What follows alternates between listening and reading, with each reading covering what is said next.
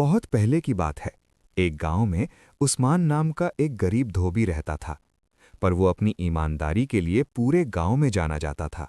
एक दिन बादशाह ने उसकी ईमानदारी की कहानी सुनी और उसे अपने दरबार में बुलवाया। बादशाह ने कहा, उस्मान, हमने तुम्हारी सच्चाई और मेहनत के बारे में बहुत सुना है।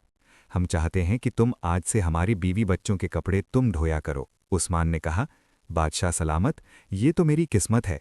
मैं आपका ये काम पूरी लगन से करूंगा। बादशाह ने कहा, हमें तुमसे यही उम्मीद है। याद रखना, इस महल में ईमानदारी का ही सम्मान होता है।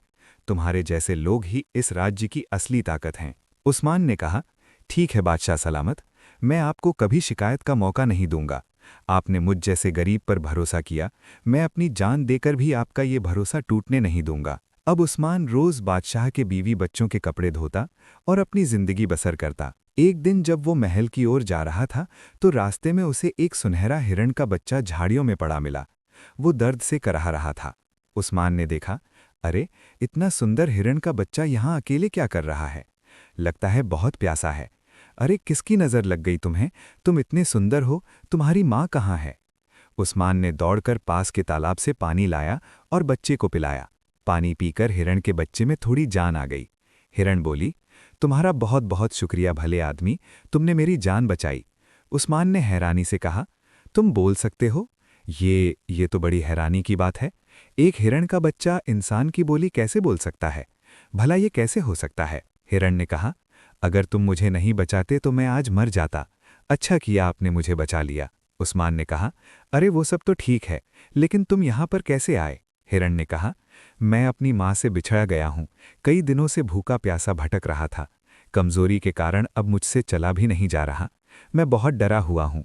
उस्मान ने कहा, ये तो बहुत बुरा हुआ। तुम परेशान मत हो, मैं तुम्हारी मदद करूंगा। जब तक तुम ठीक नहीं हो जाते मैं तुम्हारा ध्यान रखूंगा, ठीक है ना? हिरण ने कहा, तुम सच में बहुत अच्छे हो। अगर तुम मेरी देखभाल करोगे तो मैं एक दिन तुम्हारी मदद जरूर करूंगा। उस्मान ने कहा, अरे मदद की बात छोड़ो, ये बताओ मैं तुम्हें कहाँ रखूंगा? अगर किसी ने तुम्हें देख लिया तो पकड़कर ले जाएगा। हिरण ने कहा, तुम मुझे इसी झाड़ी के पीछे छिपा दो, कोई मुझे यहाँ नहीं देख पाएगा। उस्मान ने कहा, ठीक है, पर तुम खाने पीने के लिए कहाँ जाओगे? तुम तो बहुत कमज़ोर हो। हिरण ने कहा, अगर तुम रोज़ मेरे लिए थोड़ा खाना और पानी ला सको तो मैं तुम्हारा ये एहसान कभी नहीं भूलूंगा और एक न एक दिन तुम्हारी मदद ज़रूर करूंगा। उस्मान ने कहा, अरे, इसमें एहसान की क्या बात है? मैं अब राजा के महल में काम करता हूँ। मैं तुम्हारे लिए महल के बगीचे से नर्म पत्तियाँ और पानी लाया करूंगा। हिरण ने नर्म लहजे में कहा, तुम्हारा दिल बहुत बड़ा है उस्मान, तुम मेरे लिए इतना जोखिम उठाओगे? अगर किसी ने देख लिया तो? अरे दोस्त के लिए इतना तो कर ही सकता हूं ना। तुम चिंता मत करो, मैं किसी को पता नहीं चलने दूंगा। अब मैं चलता हूं, मुझे देर हो रही है। तुम अपना ध्यान रखना। उस दिन उस्मान ने महल में खूब मेहनत से काम किया। शाम को घर लौटते समय उसने राजा के बगीचे से कुछ नर्म पत्तियां तोड़ी और घड़ी से पानी भरा। तभी एक सैनिक ने उसे देख लिया। सैनिक ने कहा, रुको रुको, तुम ये पत्तियां चुराकर कहाँ ले जा रहे हो? जानते नहीं राजा के बगीचे से चोरी करने की सज़ा मौत है। उस्मान डर गया। वो सैनिक के पैरों में गिर पड़ा। सैनिक जी, मुझे माफ़ कर दो, मैंने चोरी नहीं की। ये पत्तियां तो मैं एक भूखे हिरण के बच्चे के लिए ले जा रहा हूँ। सैनिक ने कहा, अरे बकवास बंद करो, मैं भी मंत्री जी को बताता हूँ, वो तुम्हें जेल में डाल देंगे, तुम्हारी खाल उधड़ जाएगी, ध्यान रखना। उस्मान ने कहा, नहीं, ऐसा मत करो, मेरी रोजी रोटी छिन जाएगी। आप जो कहेंगे मैं वो करने के लिए तैयार हूँ, मुझ पर दया करें। सैनिक के मन में लालच आ गया। उसने कहा, हाँ ठीक है। अगर तुम चाहते हो कि मैं किसी को कुछ न बताऊं तो तुम्हें रोज मुझे एक चांदी का सिक्का देना होगा। उस्मान ने हैरत से कहा, एक चांदी का सिक्का? पर सैनिक जी, मैं तो गरीब धोबी हूं, इतने पैसे कहां से लाऊंगा? सैनिक ने कहा, ये तो तुम्हें सोचना है, सिक्का दोगे या जेल जाओगे, फैसला तुम्हारा है। मुफ्त में इस दुनिया में कुछ नहीं मिलता। उस्मान ने कहा, ठीक है सैनिक जी, मैं आपको रोज चांदी का सिक्का लाऊंगा, ये लीजिए आज का सिक्का। फिर सैनिक ने कहा, याद रखना, ये बात किसी को पता नहीं चलनी चाहिए, वरना तुम्हारी खैर नहीं। उस दिन के बाद से उस्मान रोज उस सैनिक को एक चांदी का सिक्का देता और हिरण के बच्चे के लिए पत्तियां और पानी ले जाता है। लो मेरे दोस्त, ये खा लो, भूखे मत रहना, हिरण ने नर्म लहजे में कहा। उस्मान, तुम मेरे लिए बहुत मेहनत करते हो, मैं तुम्हारा ये कर्ज कैसे चुकाऊंगा? तुम रोज इतने परेशान दिखते हो। उस्मान ने कहा, अरे मेरे प्यारे हिरन, कर्ज की बात मत करो दोस्त, बस तुम जल्दी से ठीक हो जाओ। तुम्हारी खुशी से मेरी खुशी है, मैं बिल्कुल भी परेशान नहीं हूं। देखते देखते कई हफ्ते बीत गए। उस्मान की सारी जमा पूंजी खत्म होने लगी। एक दिन उसने हिम्मत करके सैनिक से कहा, सैनिक जी, अब मेरे पास पैसे खत्म हो गए हैं, मैं आपको और सिक्के नहीं दे सकता। अब मैं हिरन के बच्चे के लिए जंगल से पत्तियां लाया करूंगा, और क्या कर सकता हूं? सैनिक ने कहा, अरे तुम झूठ बोल रहे हो। जब तक तुम्हारा काम था तुम महल से पत्तियां ले जाते रहे, अब बहाने बना रहे हो। रुको, मैं अभी मंत्री जी से तुम्हारी शिकायत करता हूं। उस्मान डरते हुए कहा, नहीं सैनिक जी, खुदा के लिए ऐसा मत करो, मेरी बात तो समझो। सैनिक ने कहा, अरे ये नाटक रचना बंद करो। रुक, तेरी तो खैर नहीं। सैनिक सीधा मंत्री के पास गया और सारी बात बढ़ा चढ़ाकर बता दी। मंत्री तुरंत वहां आ पहुंचा। वहां पहुंचते ही मंत्री गुस्से से बोला, तुम्हारी इतनी हिम्मत, तुम राजा के बगीचे से चोरी करते हो? हम तुम दोनों को जेल में बंद करवा देंगे। उस्मान मंत्री के पैरों में गिर पड़ा। मंत्री जी, मुझसे भूल हो गई है, पर मैंने ये जानबूझकर नहीं किया। मैंने बस कुछ पत्तियां ही तो ली थीं, एक बेजुबान जानवर के लिए। अब आप ही बताओ, इसमें गलत क्या है? मंत्री ने कहा, चुप रहो। अगर जेल नहीं जाना चाहते हो तो जो तुम सैनिक को देते थे उसका 2 गुना, यानी चांदी के 2 सिक्के रोज मुझे देने होंगे। उस्मान ने कहा, मंत्री जी, मेरे पास तो कुछ भी नहीं बचा है, मैं इतने पैसे कहाँ से लाऊंगा? कहाँ से लाऊंगा मैं इतना सारा धन? मंत्री ने कहा, ये मैं नहीं जानता, कल से मुझे 2 सिक्के चाहिए, वरना अंजाम बुरा होगा। और हाँ, सैनिक को भी उसका हिस्सा देते रहना। अब उस्मान बहुत परेशान रहने लगा। वो जैसे तैसे करके मंत्री को पैसे देता रहा। उसकी उदासी हिरन के बच्चे से छिपी नहीं रही। हिरन ने कहा, तुम इतने दुखी क्यों रहते हो उस्मान? कोई तो बात है जो तुम मुझसे छिपा रहे हो। तुम्हारी आंखें बताती हैं कि तुम बहुत बड़ी चिंता में हो। मुझे अपना दोस्त मानते हो तो सच सच बताओ। मैं तुम्हें और परेशान नहीं करना चाहता दोस्त। मुझसे जितनी मदद बनेगी मैं करता रहूंगा। असली दोस्त वही है जो दुख में साथ दे। बताओ मुझे, क्या बात है? शायद मैं तुम्हारी कुछ मदद कर सकूं। तब उस्मान ने कहा, दोस्त, मुझे माफ कर दो। अब तक मुझसे जो बन पड़ा मैंने किया था, पर आज मैं तुम्हारे लिए खाना नहीं ला पाऊंगा। मेरे पास मंत्री और सैनिक को देने के लिए पैसे नहीं बचे हैं। हिरण ने हैरानी से कहा, क्या तुम मेरे भोजन के लिए पैसे देते थे? मुझे माफ कर दो उस्मान, मैंने कभी ये जानने की कोशिश ही नहीं की कि तुम मेरे लिए इतना दुख सह रहे हो। उस्मान ने कहा, अरे नहीं दोस्त, तुम दुखी मत हो, तुम्हारी कोई गलती नहीं है। मैं तो बस ये सोचकर परेशान था कि तुम्हारा पेट कैसे भरेगा। हिरण ने कहा, अब तुम्हें परेशान होने की जरूरत नहीं है उस्मान, मैं अब बड़ा और ताकतवर हो गया हूं। मैं जंगल में अपना खाना खुद तलाश कर सकता हूं। उस्मान ने कहा, अरे वाह, ये तो बहुत अच्छी बात है। चलो अब मैं चलता हूं। हिरण ने कहा, रुको उस्मान रुको, तुमने मेरी बहुत मदद की है, अब मेरी बारी है। मैं तुम्हारी गरीबी हमेशा के लिए दूर कर दूंगा। उस्मान ने हैरत से कहा, वो कैसे? तुम्हारे पास कोई खजाना वजाना है क्या? हिरण ने कहा, मैं तुम्हारे लिए एक जादुई पौधा लेकर आया हूं, ये सोने का पौधा है। उस्मान ने हैरानी से उस चमकते हुए छोटे से पौधे को देखा और कहा, अरे बाप रे, सोने का पौधा? ये तुम्हें कहाँ से मिला? ये तो सचमुच सोने जैसा चमक रहा है। मैं कोई सपना देख रहा हूं क्या? हिरण ने कहा, यह तुम्हारी ईमानदारी का फल है उस्मान। प्रकृति भी सच्चे लोगों का साथ देती है। जब तुम इसे लगाओगे तो ये बड़ा होकर तुम्हें सोने की पत्तियां देगा, जिन्हें बेचकर तुम बहुत अमीर हो सकते हो। उस्मान ने खुशी से कहा, सच में ये तो कमाल है।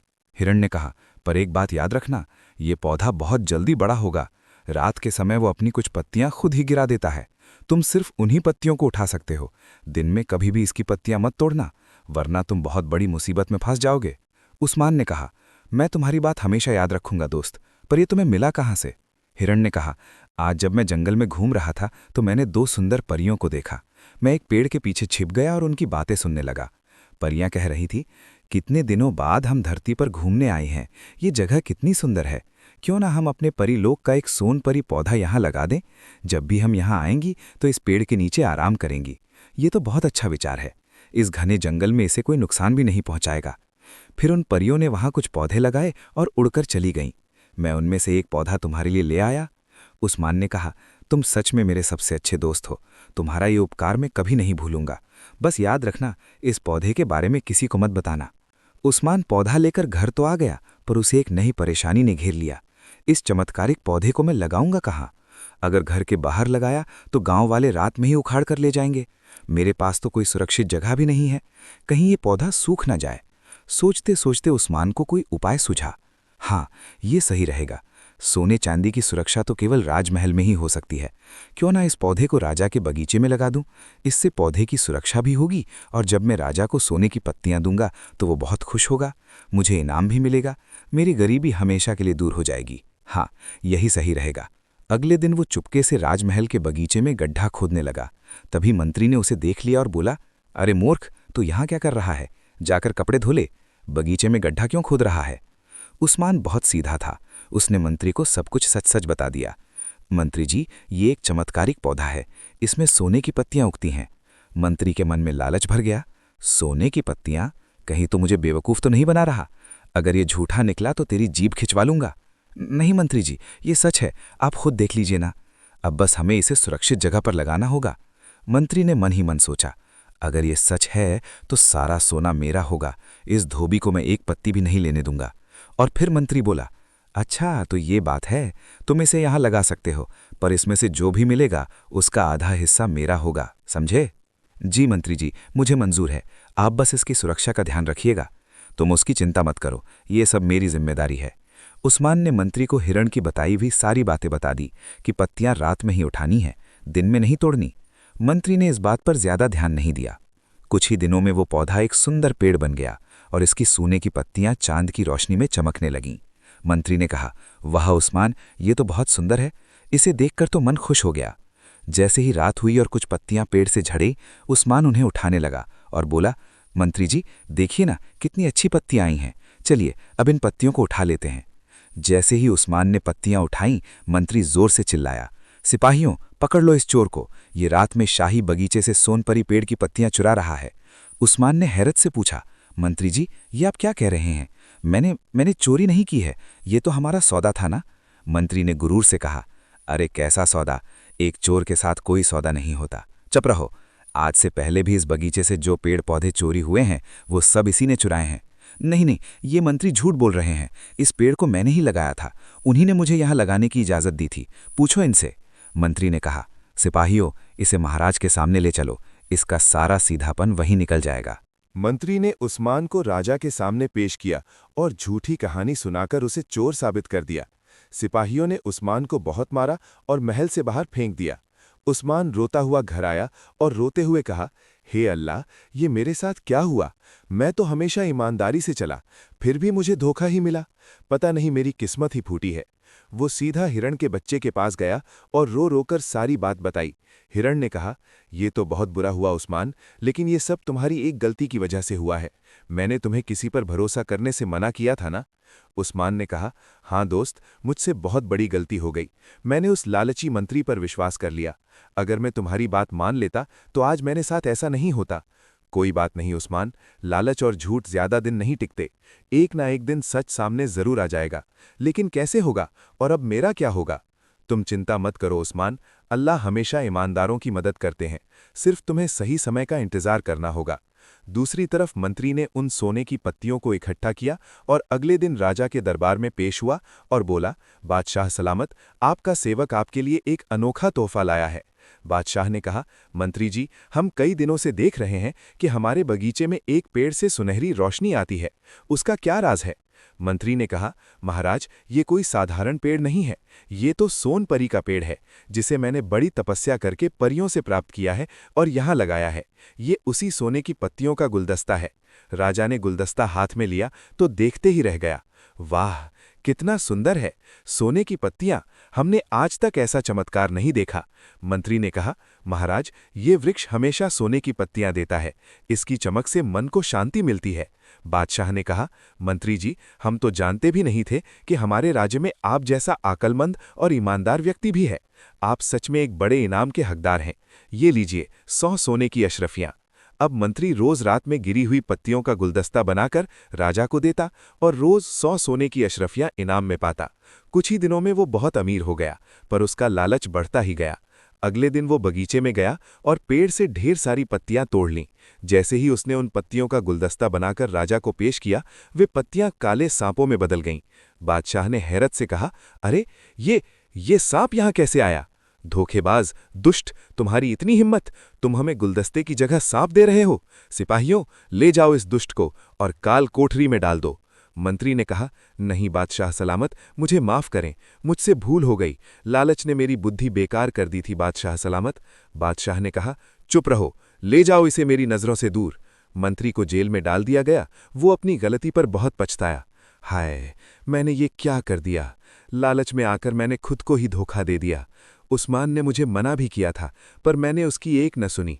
उधर उस्मान अब एक सेठ के यहाँ कपड़े धोने का काम करने लगा था। एक रात वही दोनों परियां अपने सोनपरी पेड़ को ढूंढते हुए राजमहल के ऊपर से गुजरीं। अरे, हमारा सोनपरी पेड़ यहाँ राजमहल में क्या कर रहा है? लगता है उस दिन किसी इंसान ने हमारी बात सुन ली थी और हमारा पौधा चुराकर यहाँ लगा दिया। कौन है वो मूर्ख? हमें उसका पता लगाना होगा। जो भी इस पेड़ का राज जानता है वो रात में इसकी पत्तियां उठाने जरूर आता होगा। हम उसे पकड़ लेंगी। उस दिन से वो दोनों परियां रोज रात को उस पेड़ के पास छिपकर इंतजार करने लगीं। एक रात शहजादी टहलते हुए बगीचे में आई और उस चमकते हुए पेड़ को देखकर हैरान रह गई। वाह, सोने का पेड़, ये मेरे पिताजी के बगीचे में कैसे आया? ये तो बहुत ही सुंदर है। इसकी पत्तियां तो जुगनुओं की तरह चमक रही हैं। वो पेड़ को छूकर देख ही रही थी कि परियों ने उसे देख लिया। देखो बहन, यही है वो चोरनी। इसने हमारा पेड़ चुराया है। हम इसे जिंदा नहीं छोड़ेंगे। इसने हमारी पाक चीज को नापाक किया है। इसे तो सजा मिलना ही चाहिए। परियों ने गुस्से में अपनी जादुई छड़ी घुमाई और शहजादी वहीं बेजान होकर गिर पड़ी। अगली सुबह पूरे महल में हाहाकार मच गया। राजा अपनी बेटी की लाश देखकर तहाड़े मारकर रोने लगा। मेरी बेटी को ये क्या हो गया? ये क्या हो गया मेरी बेटी को? ये किसने किया ऐसा? ये सब उस लालची मंत्री की वजह से हुआ है। उसी को बुलाऊं, वही बताएगा कि मेरी बेटी को क्या हुआ है। मंत्री को काल कोठरी से लाया गया। बादशाह ने गुस्से में कहा, दुष्ट, धोखेबाज, तेरी वजह से मेरी बेटी की जान चली गई। सच बता, इस पेड़ की सच्चाई क्या है, वरना मैं तेरे टुकड़े टुकड़े कर दूंगा। अब मंत्री को अपनी जान बचाने के लिए सच सच बताना ही पड़ा। बादशाह सलामत, मुझे माफ कर दीजिए। लालच में आकर मैंने आपसे झूठ बोला था। ये पेड़ मैं नहीं बल्कि उस्मान धोबी लाया था। मैंने उसे धोखा देकर सारा इनाम खुद ले लिया। बादशाह ने कहा, क्यों? तुम इतने बड़े धोखेबाज हो। तुमने ना सिर्फ हमें धोखा दिया बल्कि उस सीधे साधे उस्मान के साथ भी अन्याय किया है। इस दुष्ट मंत्री को कल सुबह फांसी दे दी जाए और उस्मान धोबी को तुरंत हमारे सामने पेश किया जाए। सैनिक उस्मान को लेने उसके घर पहुंचा। जंगल में हिरण ने जब सैनिकों को उस्मान को ले जाते देखा तो वो भी उनके पीछे पीछे महल की ओर चल पड़ा। सिपाहियों ने कहा, उस्मान, तुम्हारे उस जादुई पेड़ की वजह से हमारी राजकुमारी की जान चली गई। उसकी मौत के जिम्मेदार तुम हो। उस्मान ने हैरत से पूछा, क्या शहजादी नहीं रही? पर यह कैसे हो सकता है? उस पेड़ की पत्तियों से किसी की मौत कैसे हो सकती है?